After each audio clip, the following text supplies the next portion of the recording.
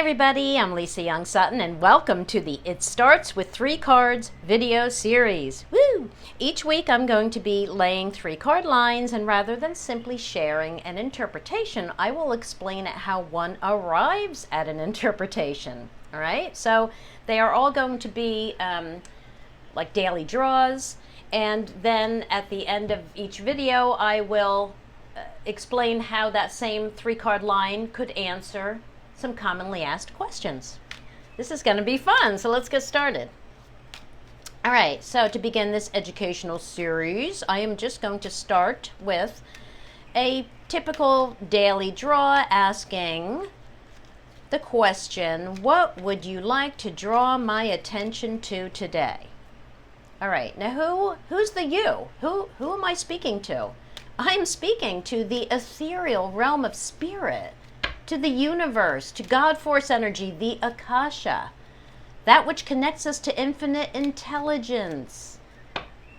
Okay, you can call it what you will, it's all the same thing. How do we connect to this realm? We connect via our hearts, our souls, our intuitive side, our higher selves. Again, you'll see so many names for this, but it's all the same thing. You can call it whatever you want, but it's the energy that connects us all to one another and to the invisible forces that surround us and exist throughout time and space. Right? I mean, so many people say, but who is answering us when we ask the cards a question? That's who it is. That's what it is. Okay? All right, so this is going to be a narrative line, read left to right. So that's how I'm going to lay the cards out, right? Okay. Now, let me draw the cards. Oh, my card.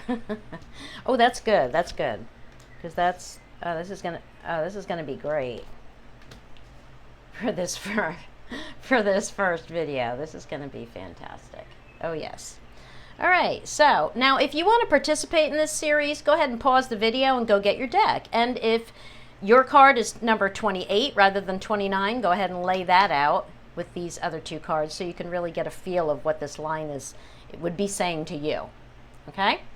So, before you begin, when you lay out your 3 cards, right, always have your computer or pad ready to record your question. Also, repeat it out loud. And when you do that, along with writing it or typing it, think of what you're doing. By saying it, you're not only thinking it and speaking it, but you're hearing it when you say it out loud, right? You're employing all your senses. And when you write or type, that's triggering that hand-brain connection, right? So all of this just ensures that you are focused when you draw those cards. Right, so that's the first thing you do. Then you draw your cards by feel, like I just showed you, and you lay them out in the order you will read them. Now, once the cards are in front of you, you look to see if you have any life area or theme cards, and you take note of the primary vibes of the cards. So here we have the Seeker, and then we have the card of communication and the card of recognition. The Moon is also my life area card for career or work. So I'm taking all of this in. And for you learners, definitely write it all down. Next, you want to check the energies of the cards. How many positive, negative, and neutral cards do you have? And if you're reading narratively, as we are here, you want to see what direction you're moving in, right? Are you moving like from positive to negative or negative to positive or staying neutral, or, what are you doing? Okay, so here we have 2 neutrals and a negative, and also, a positive, sorry. And the fact that we're reading narratively means this is the final card, and it's ending in a positive card, which is always nice to see, right? Okay, the next thing I do is check the playing card insets, and this is something that I don't see discussed very often, and yet it's very much a part of the original system. Now, understand that you're not interpreting those insets. This is Lenormand, not cartomancy.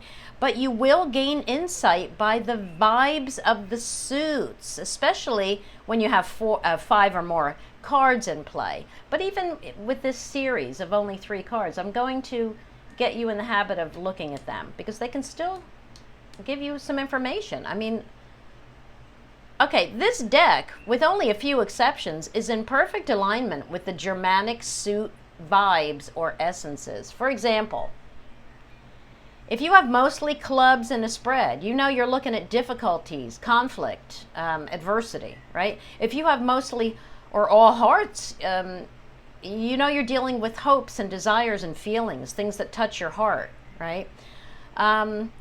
Say you had all diamonds or mostly diamonds, you know that spread has a lot of energy, and it can be positive or negative. Diamonds, you know, like are the extremes. They can be really positive or really negative.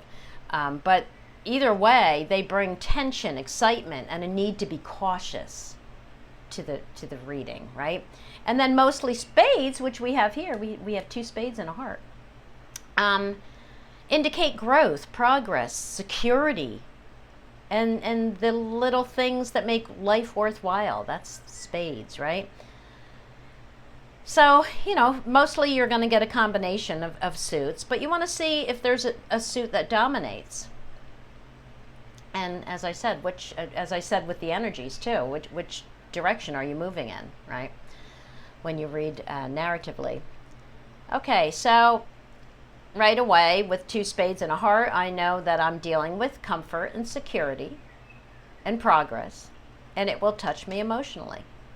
And I also note that I have no clubs or diamonds, so I'm not looking at a difficult situation or one that I might need to be cautious about. So far, it's all good, right? All right, so now let's get into interpreting the cards.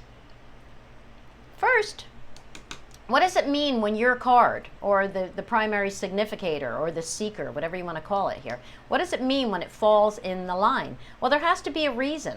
Because just as every spread you lay is about you or the seeker, well, now let me rephrase that. Every spread you lay is about you or the seeker, right? So your card doesn't have to fall. What I was getting ahead of myself. What I was about to say was, just as the tree doesn't have to fall in a small spread for a health question, your card doesn't have to fall unless it has something to say. It has a point to make. So when it appears, it's either highlighting your participation or significance regarding the message, or it's needed to highlight the near meanings of the other cards. That's the first thing I thought of. Or it's highlighting or bringing your attention to a directional cue of the other cards. And we do have a card here that has a directional cue. Now the position it lands in also gives you information. Okay, here it landed as the first card. And when it lands in the first position, we can say that you're already present and you're about to move into a situation, or that something's coming to you, right? Now, if you land in the middle, you could say that you're in the midst of something, or the answer revolves around you, or that, you know, in a 3-card line or even a 5-card line, right? If you're in the middle, the cards on either side kind of carry equal weight regarding you, right? Because you're smack in the middle. All right. What if you land in the final position? You could say that you might have the final word, or the cards will show that a situation is leading up to your participation or your decision, or it might show that something is already present and waiting for you to join it, right? Like if you're over here, it's kind of like, well, this is happening, and then all of a sudden you show up, right? Okay. All right, so because my card appears in this little line, my attention is now drawn to the near meanings of these other 2 cards. And in this case, both the letter and the moon have meanings that are different when they fall near or far from my card. Okay? The letter also has the directional cue.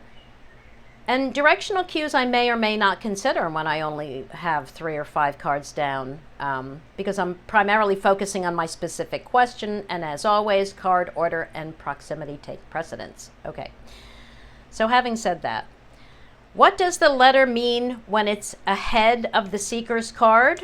What is its directional cue that I am speaking of? It says that the news is coming to me rather than from me. Now, what does it mean being near my card? It says that the news will be from or related to my personal life and or my local surroundings, right? It's more personal.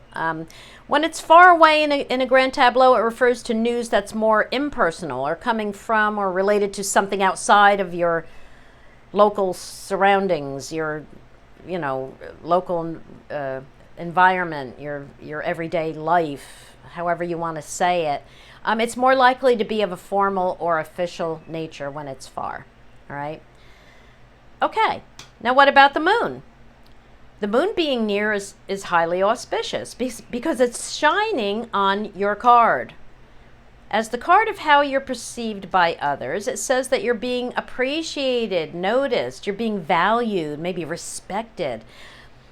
Think about what it means when it lies far in a grand tableau. It's saying that you're being overlooked. So here it's saying the opposite. This is saying you're not being overlooked. So what do we have here, my friends? We have a little story that says you're about to receive news of being seen in a favorable light. Isn't that yummy? I love that. Okay, so let's see what this same line of 3 would say if we apply it to some commonly asked questions. Okay, how about will they call? Like, will he call? Will she call? That's a very common question. Here, your card shows up along with the card of communication and the card of being seen in a favorable light.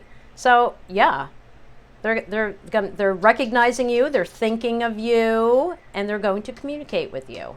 And it's probably going to be good, too. All right, so how about what will the news be from the doctor? Right? What's my health, you just went for a checkup. What is the report going to say, right?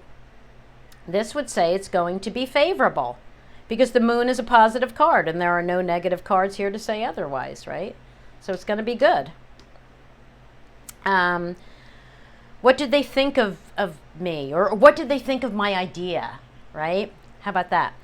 They recognized the value of your idea and saw you in a favorable light, and that's what they are going to communicate to you.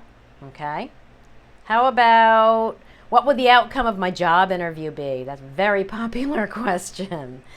The outcome will show that they hold you in high regard, right? The letter is going to represent them what they are going to communicate to you. It can also represent the job interview itself, right? But with the moon here, it's saying that they are valuing you. They are seeing your value. I think that's a better way of saying it, right? Now, is this necessarily to me saying that you're going to get the job? Not really. That's not a strong yes for me, though it's certainly more of a yes than a no, since this is such a positive card.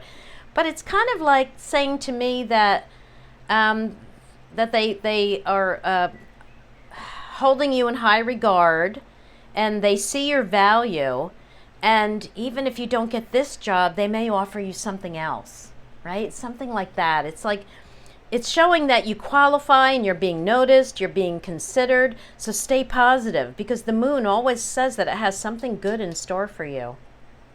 Yeah, there you go. I mean, if you had to give someone a yes or no, I'd say yes, but sometimes people later say, well, I didn't get the job, but you know what? Later they call you back again and say, you know what? They offered me something even better. That's the kind of thing that the moon has to say. Yee! All right, so that's it for this video, my friends. And if you would be so kind, please leave in the comment section, leave any sample questions that you'd like me to address in this upcoming video series. Any questions that you typically ask of 3 cards, or that you have, asked when you just lay a 3-card line. Also, stay tuned for the video on solving a crime that's coming up later this week. You guys are going to love that one. All right, so bye for now, and remember that happiness is a choice, so choose happy thoughts. Okay, bye everybody.